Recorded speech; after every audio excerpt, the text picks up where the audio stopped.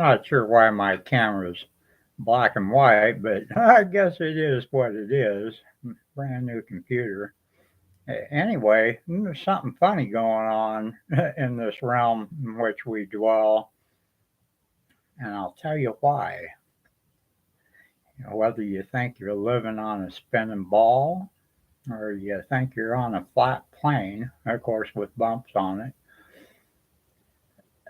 the only people that should be able to see a due east sunrise and a due west sunset on the equinox, according to both the luminary models, the spinning ball model or the flat earth model, where the sun allegedly, you know, goes around, the only people that should be able to see that due east sunrise and due west sunset would literally have to live on the terrestrial equator.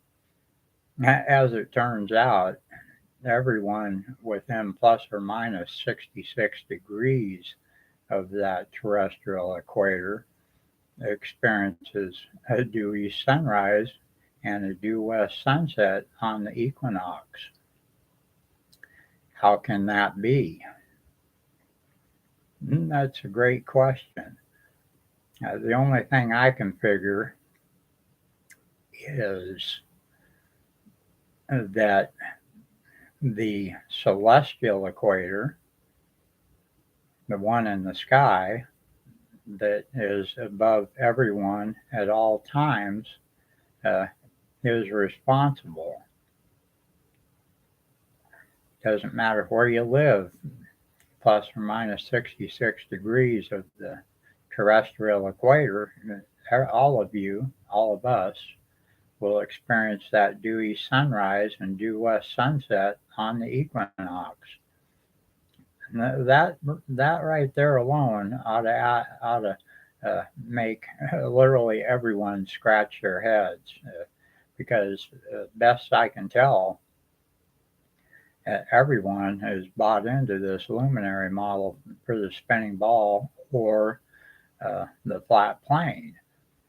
And in that model, the only people that should be able to see that phenomena I just mentioned should be the people literally living on the equator.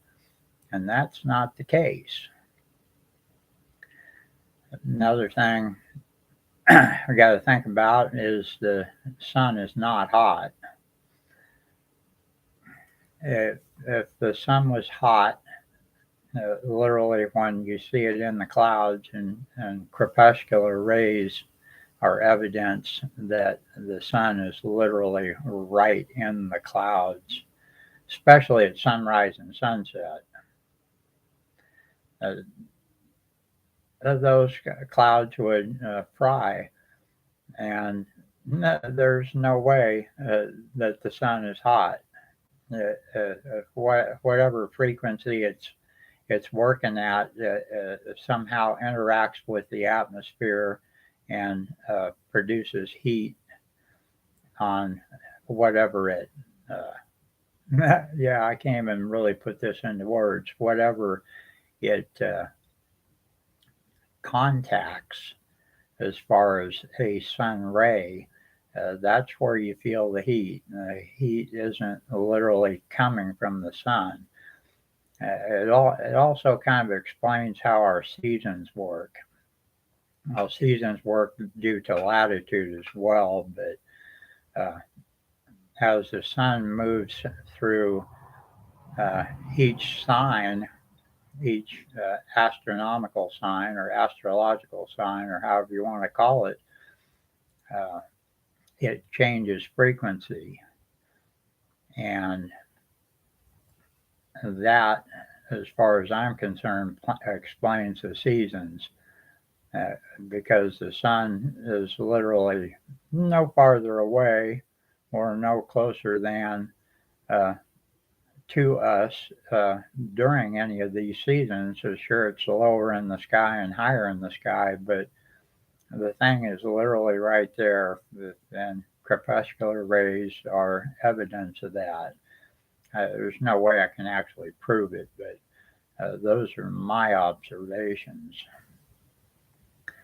Yeah, well, this is my first live stream, so I'll probably uh, make myself a little checklist of talking points.